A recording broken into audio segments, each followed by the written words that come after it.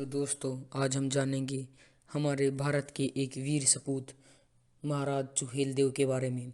सुहेलदेव श्रावस्ती से अर्ध पौराणिक भारतीय राजा हैं। कहा जाता है कि इन्होंने 11वीं शताब्दी की शुरुआत में बहराइच में गजनवी सेनापति सैयद सलार मसूद गाजी को पराजित कर मार डाला था। 17वीं शताब्दी के फारसी भाषा के ऐतिहासिक कल्पित कथा मीरात ए मसूदी में उनका उल्लेख है। 20वीं शताब्दी के बाद से विभिन्न हिंदू राष्ट्रवादी समूहों ने उन्हें एक हिंदू राजा के रूप में चिन्हित किया है, जिसने मुस्लिम आक्रांता को हरा दिया। आइए अब जानते हैं हम इनके बारे में किंवदंतियां हैं जो उनके बारे में। सालार मसूद और सुहेलदेव की कथा फारसी भाषा के मीरात ए मसूदी में पाई जाती है। यह मुगल सम्राट जहांगीर 1605 से 1627 के शासनकाल के दौरान अब्द उर रहमान चिश्ती ने लिखी थी। पुरानी कथा के अनुसार सुहेलदेव श्रावस्ती के राजा के सबसे बड़े पुत्र थे। पुरानी कथाओं के विभिन्न संस्करणों में उन्हें सकरदेव, सुहिरध्वज, सुहरीदिल, सुहरीदलवज, राय सुहेलदेव, सुसज और सुहारदल समेत विभिन्न नामों से जाना जाता है। महमूद गजनवी के भतीजे सैयद सालार मसूद गाजी ने 16 वर्ष की आयु में सिंधु नदी को पार कर भारत पर आक्रमण किया और मुल्तान, दिल्ली, मेरठ और अंत में सतरिक पर विजय प्राप्त की। सतरिक में उन्होंने अपने मुख्यालय की स्थापना की और स्थानीय राजाओं को हराने के लिए सेनाओं को भेज दिया। सैयद सैफ उद्दीन और मियाँ राजब को बहराइच को भेज दिया गया।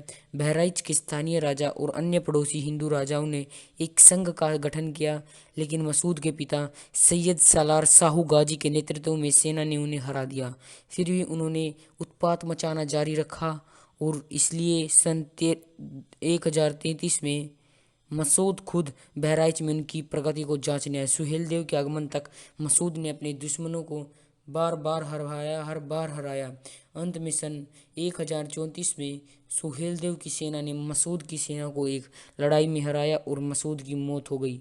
मसूद को बहराइच में दफनाया गया और सन 1035 में वहां उसकी याद में एक दरगाह बनाई गई थी। राष्ट्रीय स्वयंसेवक संघ (RSS) का दावा है कि उस जगह पहले हिंदू संत और ऋषि बलार्क का एक आश्रम था और फिरोज शाह तुगलक के द्वारा उसे दरगाह में बदल दिया गया। दोस्तों, आजकल इसमें राजनीतिकरण का भी बोलबाला बढ़ रहा है। विभिन्न जाति समूह सुहेलदेव को अपने आप में से एक के रूप में दर्शाने का प्रयास किया है। मीरात ए मसूदी के मुताबिक सुहेलदेव भर थारू समुदाय से संबंधित हैं।